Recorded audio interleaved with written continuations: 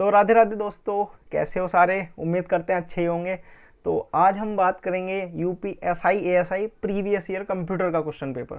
तो जो पिछले साल में प्रीवियस ईयर में कंप्यूटर में जो जितने भी सारे क्वेश्चंस आए थे वो आज मैं लेकर आया हूँ और इन्हें सॉल्व करेंगे। साथ ही साथ क्या करेंगे, इनके जो एमसीक्यूज के ये ऑप्शंस हैं, इन ऑप्शंस को इलेबोरेट करके पढ़ेंगे किस में क्या है और इन डिटेल देखेंगे हर एक क्वेश्चन के सारे ऑप्शंस को।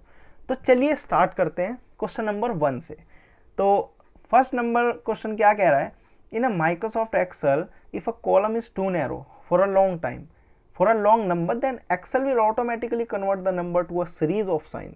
कहना क्या चाह रहा है कि यदि किसी कॉलम कॉलम किसी लंबी संख्या के लिए अत्यधिक संकीर्ण है, यानी कि छोटा है, मतलब कोई भी कॉलम है वो अगर अपनी स्पेस जितना वो लिमिटेड स्पेस के लिए बना है तो एक्सेल उस संख्या को स्वतः चिन्हों की श्रृंखला में बदलेगा। किस चिन्ह में बदलेगा? परसेंट में, हैज में, एट द रेट में या एंड में। तो हमें यही बताना है। तो बेसिकली वो बदलता है हैज के साइन में। हैज इसका सही आंसर हो जाएगा और देखते हैं कैसे बदलता है। तो यहाँ पे मैंने एक डेट का कॉलम बनाया और डेट के कॉलम में क्या किया, यहाँ पे सारे डेट्स डाल दी। अब डेट्स क्या होती हैं? डेट्स लिमिटेड होती हैं, लिमिटेड कैरेक्टर होते हैं उसमें। अब हम अगर इस डेट कॉलम में ज़्यादा कैरेक्टर डालेंगे, जैसे 87 तक मैंने डाले तो ये दिख रहा है, अब 87 से मैं ज़्यादा डालूंगा तो ये दिखने बंद हो गए, यानी कि ये हैज़ कर दिया, सारे कैरेक्टर्स को इसने ये हैज़ कर दिया। तो यही ये पूछा था यहाँ पे कि वो स्वतः चिन्हों को किस श्रृंखला में बदल देगा, तो ये हैज़ कर देगा ये। तो इसका करेक्ट आंसर हुआ बी। चलते हैं क्वेश्चन नंबर 2 पे। क्वेश्चन नंबर 2 में क्या कह रहा है, विच of the following tools is used in procurement for maintaining supplier management. ये बोल रहा है आपूर्तिकर्ता प्रबंधन को बनाए रखने के लिए अधिप्राप्ति प्रोक्योरमेंट में किस टूल का उपयोग किया जाता है। ये टूल का नाम पूछ रहे हैं। डेटाबेस का किया जाता है, एसआरएम का, एमआईएस का, एचआरएम का। तो गाइज यहाँ पर जो ऑप्शंस है ना, इनकी अगर हमें फुल फॉर्म ही याद होगी ना तो भी हम आंसर दे सकते हैं, क्योंकि इनकी फुल फॉर्म में ही इसका आंसर छुपा हुआ है। अब इनकी फुल फॉर्म देखते हैं। एसआरएम की फुल फॉर्म होती है सप्लायर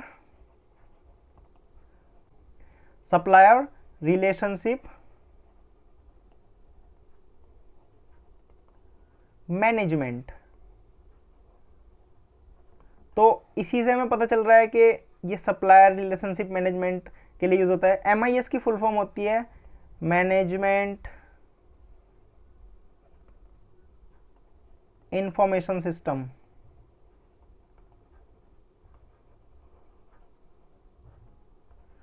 एंड एचआरएम की फुल फॉर्म होती है ह्यूमन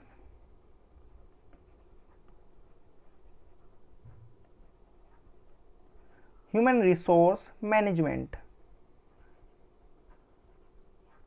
सो गाइज इसका जो सही आंसर होगा वो होगा एसआरएम। तो एसआरएम यहाँ से हमें पता चल रहा है सप्लायर रिलेशनशिप मैनेजमेंट। तो ये एक टूल है। इस टूल क्या करता है, सारे सप्लायर्स को हैंडल करता है। जैसे ये सप्लायर्स को हैंडल करता है, परचेसिंग को, सोर्सिंग को, ऑपरेशनल प्रोक्योरमेंट को, स्पेंड एंड परफॉर्मेंस। मतलब कि ये एक टूल है एज ए सॉफ्टवेयर टूल। जैसे बोलते हैं ना सास प्रोडक्ट, जिसे बोलते हैं सास प्रोडक्ट, यानी कि सॉफ्टवेयर एज अ सर्विस। तो ये ऐसे यूज होता है और ये पूरे बिजनेस को हैंडल करता है, बिजनेस मॉडल को हैंडल करता है। जैसे सप्लायर ने कितना सप्लाई, कौन कौन सप्लायर हैं, उनके क्या क्या उनकी सर्विसेज हैं, क्या वो दे रहे हैं, क्या वो ले रहे हैं। तो ये पूरे बिजनेस मॉडल को हैंडल करता है। सो इसका आंसर सही होगा बी। चलते हैं नेक्स्ट क्वेश्चन पे। तो गाइज यार चैनल पे अगर नए हो तो यार सब्सक्राइब कर दो, वीडियो को लाइक कर दो, क्योंकि आने वाले टाइम में मैं इसी चैनल पे सारे के सारे question paper, previous year question paper and all the exams, मतलब सब एग्जाम्स के लिए मैं यहाँ पे प्रीवियस ईयर क्वेश्चन पेपर लाया करूँगा कंप्यूटर से रिलेटेड। तो चलिए क्वेश्चन नंबर 3 देखते हैं। क्वेश्चन नंबर 3 क्या बोलता है, अब हम पेन की इंक को चेंज कर लेते हैं थोड़ा, green, wow, not green, red, yes. So ये बोल रहा है is dash is a communication protocol for electronic mail transmission. बोल रहा है इलेक्ट्रॉनिक मेल प्रेषण के लिए एक संचार प्रोटोकॉल है। तो कौन सा प्रोटोकॉल है? FTP, mail TP, EMTP, SMTP. तो एफटीपी की फुल फॉर्म क्या होती है? File transfer protocol. लिख देता हूं, आप नोट करते रहना। File transfer protocol, mail TP, mail transfer protocol, EMTP, SMTP। तो इसका जो राइट आंसर होगा SMTP, simple mail transfer protocol. इसका होगा simple mail transfer protocol, correct. और EMTP की फुल फॉर्म होती है इलेक्ट्रोमैग्नेटिक ट्रांजिएंट प्रोग्राम, करेक्ट। तो इसका करेक्ट आंसर होगा SMTP, क्योंकि जो हम मेल भेजते हैं उसमें जो प्रोटोकॉल यूज होता है SMTP, simple mail transfer protocol. इसके नाम में ही इसका आंसर छुपा है। अगर आपको फुल फॉर्म याद होगी तो आप बता पाओगे। तो कुछ ऐसा इसका मॉडल होता है, ये सेंडर है, ये रिसीवर है, इसके बीच में क्या है, इंटरनेट पे वर्क हो रहा है, SMTP यूज हो रहा है इस protocol on internet, mail server use हुआ और रिसीवर तक हमारा ईमेल पहुंच गया, ऐसे करके, ठीक है। तो ये था इसका थोड़ा मॉडल, आपको देखना हो और स्क्रीनशॉट लेना हो स्क्रीनशॉट ले लो ताकि आपको याद रहे। चलते क्वेश्चन नंबर 4 की ओर।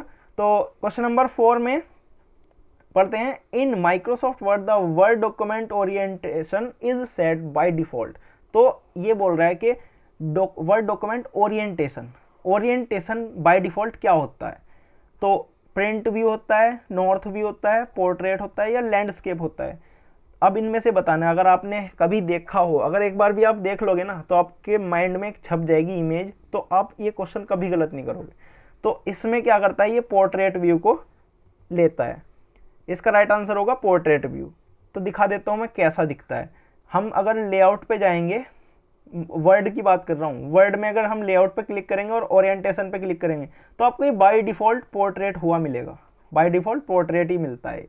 अब अगर हम और भी चीजें देखें इसमें, जैसे साइज क्या रहता है बाय डिफॉल्ट A4, आप इसे नोट कर लीजिएगा, साइज हमेशा A4 रहेगा।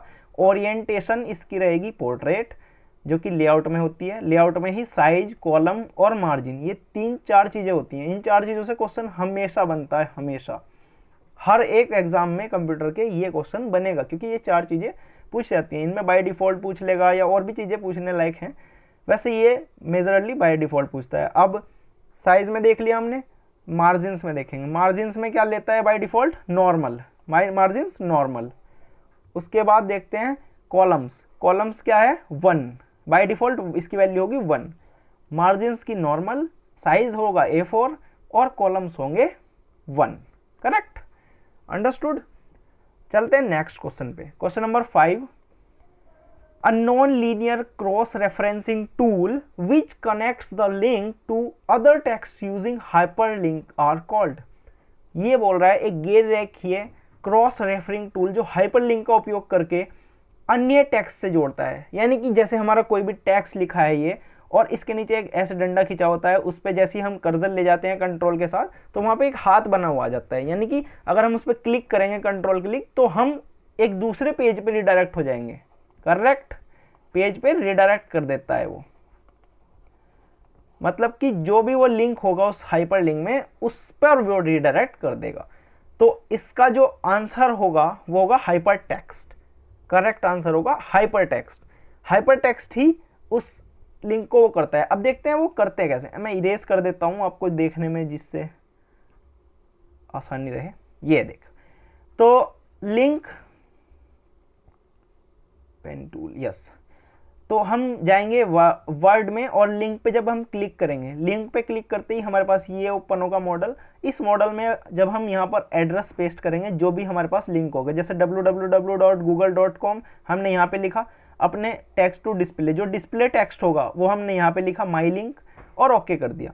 तब हम कैसा देख पाएंगे उसे, ऐसा माई लिंक, और इस पर अगर होवर करेंगे हम माउस ला के तो हमें ये पूरा का पूरा ऐसे लिंक दिखेगा। अगर हम इस पे कंट्रोल क्लिक करेंगे ना, कंट्रोल क्लिक, ये क्वेश्चन भी पूछ लेगा एग्जाम में कि अगर किसी भी हाइपर लिंक पर कंट्रोल क्लिक करते हो तो वो क्या होगा, तो क्या होगा, रीडायरेक्ट हो जाएगा पेज पे। क्या होगा, रीडायरेक्ट हो जाएगा। जो भी ये लिंक होगा इस वाले लिंक पे रिडायरेक्ट हो जाएगा, ठीक है। तो स्क्रीनशॉट लेना हो स्क्रीनशॉट ले लेना, नहीं तो कोई दिक्कत ही नहीं है। रिच टेक्स्ट, वीओआईपी, बुकमार्क, अभी हम इनके बारे में देखते हैं। ये है प्लेन टेक्स्ट, मैं इसे इरेज कर देता हूं सारे को।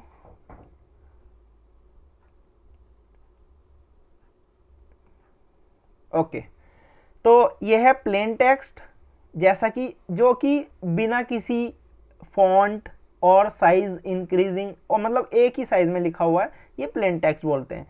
अब रिच टेक्स्ट किसे बोलते हैं, जिसमें थोड़ा डिजाइनिंग हो, कोई अलग अलग फॉन्ट यूज किए हों हर एक टेक्स्ट लाइन में, उसे बोलते हैं रिच टेक्स्ट।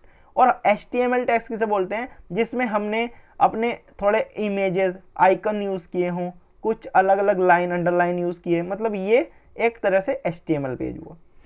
ये VoIP के लिए। हाँ, VoIP क्या है, वॉइस ओवर इंटरनेट प्रोटोकॉल, इसकी फुल फॉर्म है voice over internet protocol.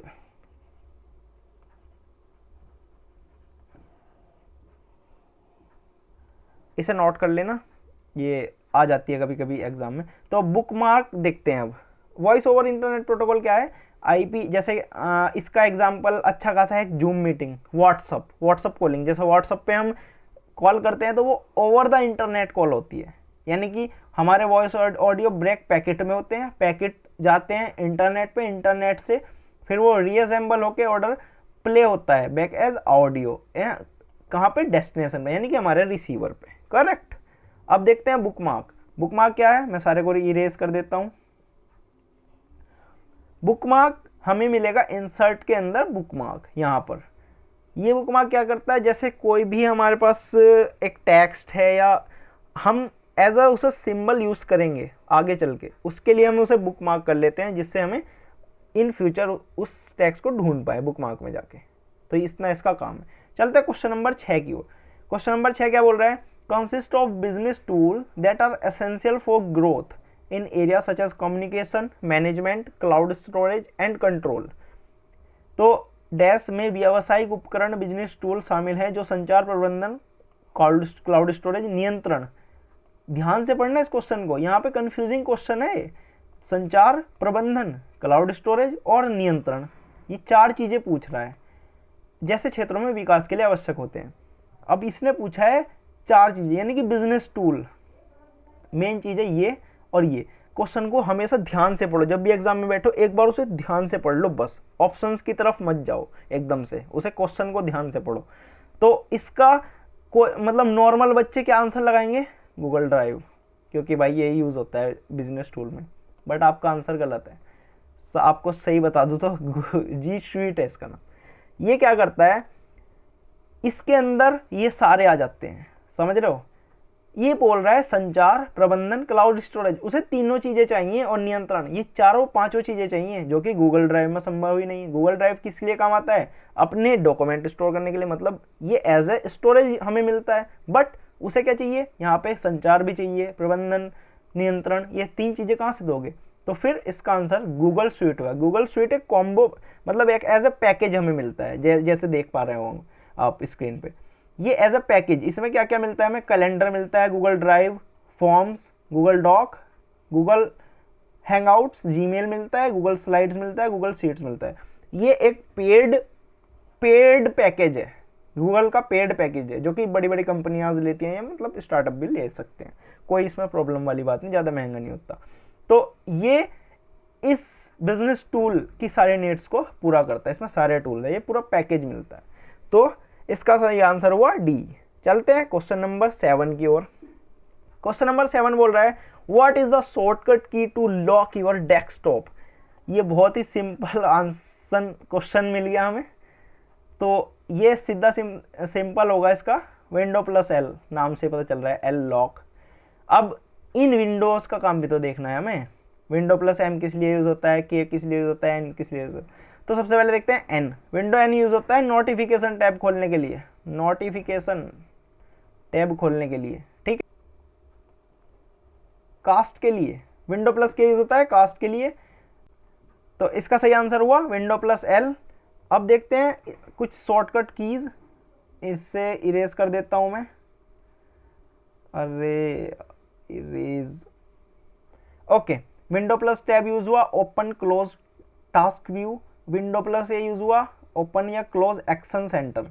Window C, open Cortana, जहाँ पे हम स्पीच से बोल भी सकते हैं। विंडो प्लस डी, मिनिमाइज या restore all the window. Window D क्या करता है, जैसे हमने कोई भी विंडो खोल रखी है अभी, अगर डी करेंगे तो वो उसे नीचे कर देगा, मतलब कि उसे मिनिमाइज कर देगा। और विंडो ई करता है ओपन फाइल एक्सप्लोरर, जहाँ पे हमारी सारी फाइल्स स्टोर हैं वो विंडो ई करेगा। विंडो जी क्या करेगा, ओपन या क्लोज एक्सबॉक्स गेम बार, जो यहाँ पे हम जाके रिकॉर्डिंग वगैरह अपनी विंडो रिकॉर्डिंग कर सकते हैं, प्रिंट कर सकते हैं, ये सारी चीज़ें ये ओपन एक्स गेम बार देता है। विंडो प्लस आई क्या करता है, ओपन विंडो सेटिंग्स, सेटिंग में हमें ओपन कर देगा ये window plus I. Window plus L lock the computer, जैसा कि अभी हमने देखा ये। Window plus P open project screen option. Window plus R open run dialog box, जहाँ पे हम कोई भी कमांड टाइप करके अपने अंदर वाले, जैसे हमने टाइप किया टेम्प, उसमें टेम्प लिखेंगे, सारे टेम्प्रोरी फोल्डर्स उसमें हमें शो हो जाएंगे। तो मतलब ये एक शॉर्टकट कीज हैं। Window plus S open search TUVX, तो सारे ऐसे ही हैं, आप देख लेना इन्हें। तो हम चलते हैं नेक्स्ट क्वेश्चन पे बिना टाइम खराब करे। Question number 8। क्वेश्चन नंबर 8 क्या बोल रहा है, the phrase computer graphics was introduce in 1960 by a graphic designer for Boeing. ये नाम याद रखना, बोइंग काफ़ी फेमस नाम है, इसके क्वेश्चन काफ़ी एग्जाम में देखने को मिलते हैं। तो ये कंप्यूटर ग्राफिक्स को इंट्रोड्यूस किया था इसने 1960 में। सन भी पूछ लेता है कभी कभी, कभी कभी उसका नाम पूछ लेता है ग्राफिक डिजाइनर का। तो उसका नाम है विलियम फैटर। विलियम फैटर जो कि थे अमेरिका के, ये देखिए ये थे विलियम फैटर, ये अमेरिका के थे। बोइंग एयरक्राफ्ट में इन्होंने डिज़ाइन, मतलब सबसे पहले जो ग्राफिक डिज़ाइनिंग शुरू की थी वो इन्हीं के द्वारा की गई थी। ठीक है, तो इनका जन्म 1928 को होता है। जन्म तो नहीं पूछता, पर ये वाला सन याद रख, 1960 में। करेक्ट। चलते हैं नेक्स्ट क्वेश्चन की ओर। क्वेश्चन नंबर 9 क्या बोल रहा है, This is a supplementary memory system which stores frequently used instruction and data for quicker processing। एक पूरक सप्लीमेंट्री मेमोरी सिस्टम है जो त्वरित प्रसंस्करण के लिए अक्सर प्रयोग किए जाने वाले निर्देशों और डेटा को संग्रहित करता है। तो मतलब हम जब फ़ोन चलाते हैं, तुमने कभी फ़ोन चलाया है तो यूट्यूब चल रहा है जैसे तुम्हारा, ठीक है, तुम यूट्यूब पे वीडियो देख रहे हो, तुम्हारी वीडियो चल रही है, ठीक है। अब वीडियो कैसे चल रही है, आपको पता है बैकग्राउंड में क्या हो रहा है, बैकग्राउंड में क्या क्या चीज़ें यूज़ हो रही हैं। तो जो ये वीडियो चल रही है ना, ये चल रही है रैम पे। और जैसे आप मिनिमाइज़ कर देते हो यहाँ से पेज को तुमने मिनिमाइज़ किया बीच का बटन दबा के, ये यूट्यूब भाग गया, ठीक है, आपकी विंडो हो गई स्क्रीन। अब यहाँ पे जो यूट्यूब बैकग्राउंड में मतलब स्टोर है, जो ये डेटा संग्रहित है यूट्यूब का, जो आप देख रहे थे वीडियो, वो कहाँ पे, वो है कैशे में। आप कभी कभी कैशे रिमूव करते हो ना अपनी, जैसे कैशे क्या करता है, कैशे एक बहुत फास्ट मेमोरी है, क्या रैम से भी ज़्यादा फास्ट है ये रैम से भी ज़्यादा फास्ट है। ये क्या करता है, ये फास्टली डेटा को अपने अंदर स्टोर करता है। और रैम क्या करती है, रैम तो उस सॉफ्टवेयर को चलाने काम आती है। कैसे अपने पास मतलब एक मेटा डेटा की तरह डेटा को स्टोर करके रखती है, जिससे कि हमारे डेटा एक्सेस करने में एकदम मतलब देरी ना हो, एकदम से हम जो एक्सेस कर रहे थे एकदम से उसे कर सकें पहले के जैसा। तो जैसे ही आप यूट्यूब बंद करते हो फिर दोबारा यूट्यूब खोलते हो, तो आप वहीं पे रिडायरेक्ट होते हो जहाँ पे पहले थे। तो ये काम करता है cache in the back and. तो इसका सही आंसर हुआ कैशे मेमोरी। अब देखते हैं रैम, रजिस्टर, हार्ड डिस्क, ये क्या क्या करते हैं। रैम का हमने बता दिया कि रैम क्या करती है। रजिस्टर सीपीयू में रजिस्टर वर्क करते हैं, रजिस्टर जो कि कैशे से भी फास्ट होते हैं। रजिस्टर कैशे से भी फास्ट होते हैं, बट रजिस्टर अलग चीज़ है, ये अलग, ये मेमोरी में आता है। रजिस्टर सीपीयू के साथ वर्क करता है और कैशे सीपीयू के पास वर्क करता है। इन तीनों चीज़ों में डिफरेंस है। कैशे सीपीयू के पास में वर्क करता है, मतलब साथ में, बट रजिस्टर सीपीयू के अंदर वर्क करते हैं। रजिस्टर ये भी डेटा को संग्रहित करने का ही काम करते हैं, एज एक तरह से देखा जाए तो। अब देख लीजिए आप कैसे कैसे इनका एक चार्ट बनाया हुआ है। सीपीयू रजिस्टर के साथ काम किया इसने, कैसे ये मेमोरी लेवल पर आ गई। ये टेम्परेरी स्टोरेज एरिया है, यानी कि यहाँ पर रैम आती है, कैशे आती है।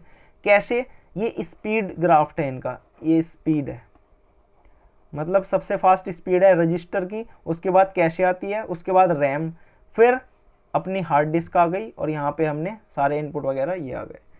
तो ये परमानेंट स्टोरेज एरिया है जहाँ पे हमारे सारा डेटा स्टोर होता है, जैसे रोम हो गई, रैंडम रीड ओनली मेमोरी, और इसका नाम है रैंडम एक्सेस मेमोरी। करेक्ट। तो चलते हैं नेक्स्ट क्वेश्चन की ओर। Question number 10। क्वेश्चन नंबर 10 में क्या है, to shut down window you need to select option from the start menu and select shut down. तो कौन सा ऑप्शन आपको सिलेक्ट करना पड़ता है, account, setting, power, control panel. तो करेक्ट आंसर होगा इसका पावर, जो कि सही आंसर है इसका पावर, क्योंकि पावर बटन पे जाके ही आप शट डाउन, रीस्टार्ट, ये सब यहाँ पे ऐसा पावर बटन दिखता है। और यहाँ पे जब आप इस बटन को क्लिक करोगे तब आपको कुछ ये ऑप्शंस दिखेंगे, स्लीप, शट डाउन, रीस्टार्ट, और ये साइनिंग ऑप्शन। तो याद रखना पावर बटन को, अकाउंट पे नहीं होता, सेटिंग पे सेटिंग खुलती है, यहाँ पे से शट डाउन नहीं होता, कंट्रोल पैनल से अपने सारे एप्लीकेशन के एट्रीब्यूट्स और ऑल दी फंक्शनैलिटी खुल जाती है। ठीक है, चलते हैं नेक्स्ट क्वेश्चन की ओर। Question number 11। 11 क्या बोलता है, what does .com refers to with respect to website. मतलब एक .com किसे संदर्भित करता है, आपको अच्छे से पता होगा, कम्युनिटी, कॉमन, कम्युनिकेशन, कॉमर्शियल। तो इसका सही आंसर होगा डी, कॉमर्शियल। .com कॉमर्शियल, पता चल रहा है ना। नेक्स्ट क्वेश्चन की ओर चलते हैं। Question number 12। निम्नलिखित में से कौन सा एक वैध वेबसाइट नाम है, which one of the following is valid website name. तो इनका जो स्ट्रक्चर जैसे लिखा हुआ है, ये कौन सा तुम्हें सही लग रहा है।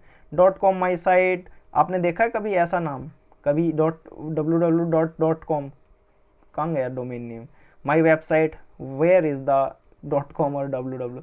सो करेक्ट आंसर है इसका ए, ऐसा होता है डोमेन नेम। अब आपको मैं दिखा दूं कैसे सब डोमेन और डोमेन करता है। ये जैसे ही आप ब्राउजर में ये टाइप करोगे, ये अंडर द हुड वर्क करता है, ये ऑटोमेटिकली इंसर्ट हो जाता है किसी भी यूआरएल में। HTTP, ये कि ब्राउजर उसे इंसर्ट करेगा विद दिस डोमेन नेम के कौन सा HTTP है या HTTPS है, तो वो इस डोमेन नेम से उसे सजेस्ट करेगा और तब उसके IP एड्रेस पे जाके HTTP प्रोटोकॉल वो फाइंड करेगा और तब ये यूआरएल में अपना आप अपेंड हो जाता है। और ये है इसका सब डोमेन www। अब इसका ये डोमेन आ गया, ये वाला डोमेन है, ये ट्रेलिंग स्लैश है, इसकी कोई नीड नहीं होती लगाने की। तो ये था एक अच्छा मतलब सही स्ट्रक्चर जो वेबसाइट का होता है, वेबसाइट के यूआरएल का सही स्ट्रक्चर था ये। आप इसका स्क्रीनशॉट भी ले सकते हो या बाद में नोट कर लेना। क्वेश्चन नंबर 13 की ओर चलते हैं। Email messages are passed through the internet by using a protocol called file transfer protocol, UDP protocol, simple. भाई इसका आंसर ना कमेंट सेक्शन में बता दो यार, क्योंकि इसका आंसर एक छोटा बच्चा भी बता देगा, क्योंकि बहुत ज़्यादा हल्का है। तो आप भी कमेंट सेक्शन में लिख दो कि 13 का ए, ऐसे करके लिख दो जो वीडियो को देख रहे हैं। और भाई लाइक करते चलना, क्योंकि थोड़ी मेहनत लग रही है भाई, मोटिवेशन बना रहता है आपके इस एक लाइक से, कोई दिक्कत नहीं है। तो चलो, email messages are pass through internet by using this protocol, किस प्रोटोकॉल के अभी पढ़ के आए भाई, simple mail transfer protocol, not a problem. Correct, इसका आंसर हो गया डी। अब चलते हैं नेक्स्ट क्वेश्चन की ओर। USB स्टैंड फॉर, भाई बच्चों वाले क्वेश्चन थे, बच्चों वाले। इसका आंसर हो गया डी, यूनिवर्सल सीरियल बस। ये नहीं होगा, ये नहीं होगा, ये नहीं होगा। क्वेश्चन नंबर ये आप USB देख सकते हो, ऐसा USB है, ये डेटा ट्रांसफर के काम आती है बेसिकली। कंप्यूटर में जैसे लगा के आप डेटा केबल नहीं लगाते, डेटा केबल लगा के अपने फ़ोन में डेटा ट्रांसफ़र करते हो, सेम वही काम करती है USB। ये USB पोर्ट भी आता है उसमें। Question number 15। Which of the following the right example to declare an array in C language. तो C भाषा, C लैंग्वेज में एक एरे को कैसे निर्धारित करते हैं, उसका सिंटैक्स पूछ रहे हैं वो। तो सिंटैक्स पूछ रहे हैं, मतलब जिसने C पढ़ी होगी भाई वही इस क्वेश्चन का आंसर दे सकता है, बाकी तो सारे तुक्का ही मार देंगे इसमें। तो भाई इसमें सिंपल इंटीजर, ये इंटीजर है क्योंकि इसलिए इंट लिखा जाता है, और ए और एरे, इसका राइट आंसर है ए। तो ये तो C लैंग्वेज वाले पढ़ने वाले ही बता सकते हैं, क्योंकि जिन्होंने C नहीं पढ़ी उसे तो पता ही नहीं है भाई, काला अक्षर भैंस बराबर। तो चलिए क्वेश्चन नंबर 16 की ओर। Which of the following is an example for input device. Input device का एक एग्जाम्पल पूछ रहे हैं वो। तो रैम नहीं, प्रोजेक्टर, मॉनिटर, बारकोडर, इन तीन में से कंफ्यूजन होगा कुछ को, सबको नहीं बोल रहा, कुछ को हो सकता है। अब प्रोजेक्टर क्या करता है भाई, प्रोजेक्टर तो एक आउटपुट डिवाइस है जो कि प्रोजेक्ट करता है हमारे, जैसे मूवी नहीं देखते आप सिनेमा हॉल में जाके, तो वहाँ पे प्रोजेक्टर से ही मूवी चलती है, आउटपुट डिवाइस हो गई। मॉनिटर, मॉनिटर आप खुद अपनी स्क्रीन देख रहे हो, जैसे मोबाइल की स्क्रीन हो, सभी एक तरह से आप मॉनिटर लेके चलो, तो वो भी आउटपुट डिवाइस आपको दिखाने का काम कर रहा है। बचा कौन, बी। तो इसका राइट आंसर हुआ बार कोड रीडर। जब आप मॉल में जाते हो शॉपिंग करने, आपने देखा होगा वो आपके प्रोडक्ट को स्कैन करता है ऐसे करके, तो ये बार कोड रीडर ध्यान में रखना, ये आ जाता है क्वेश्चन कभी कभी। ये हल्के क्वेश्चन भी कभी कभी गलत हो जाते हैं जल्दीबाजी में भाई, इन्हें ध्यान से पढ़ा करो। क्वेश्चन नंबर 17 है, विच of the give operation system is developed by Microsoft. तो इसमें से कौन सा ऑपरेटिंग सिस्टम माइक्रोसॉफ्ट के द्वारा बनाया गया था। तो इसमें से माइक्रोसॉफ्ट के द्वारा तो विंडोज ही बनाया गया था, यूनिक्स नहीं बनाया माइक्रोसॉफ्ट ने, लिनक्स नहीं बनाया, सोलारिस नहीं बनाया, तो इसका आंसर हुआ सी। अब बात आती है कि सोलारिस किसने बनाया, अगर कल के दिन एग्जाम में क्वेश्चन आ जाए सोलारिस किसने बनाया, तो भाई ये बनाया सन माइक्रो सिस्टम ने, सन माइक्रो सिस्टम। सोलारिस ये रहा, यूनिक्स अपनी विंडोज आ गई, यूनिक्स, लिनक्स बनाया हमारे लिनी टोरवाल्ड, भाई मुझसे नाम लिया जा रहा है इनका, लाइनस टोरवाल्ड, ठीक है। और अपना यूनिक्स बनाया डेनिस रिची ने, ये तो मैंने बहुत पढ़ा है, Dennis Ritchie. The network cable which is commonly used to connect one computer to another computer. एक सामान्यतः एक कंप्यूटर को दूसरे कंप्यूटर से जोड़ने के लिए जोड़ने वाला नेटवर्क केबल है। अब यहाँ पर केबल की बात आती है, बहुत से लगा के भाग जाएंगे यूएसबी केबल, वीजीए केबल, कि भाई ये अजीब सा लग रहा है इसे लगा दो। भाई ऐसे तुक्के मत लगाया करो, जब तक पता ना हो तो उसे लगाए मत करो, क्योंकि गलत भी कर सकते हैं वो। गलत क्या, निगेटिव मार्किंग में नंबर कट जाएंगे। तो इसका सही आंसर होगा cross over cable. Cross over cable क्या करती है कि दो सेम डिवाइसेस को ध्यान में रखना, दो सेम डिवाइसेस को जोड़ने का काम करती है। सेम डिवाइस, अगर ये मॉनिटर है, ये कंप्यूटर है, ये कंप्यूटर है, तो कंप्यूटर कंप्यूटर को जोड़ेगी, डिफरेंट ड्राइवर से नहीं जुड़ती, ठीक है।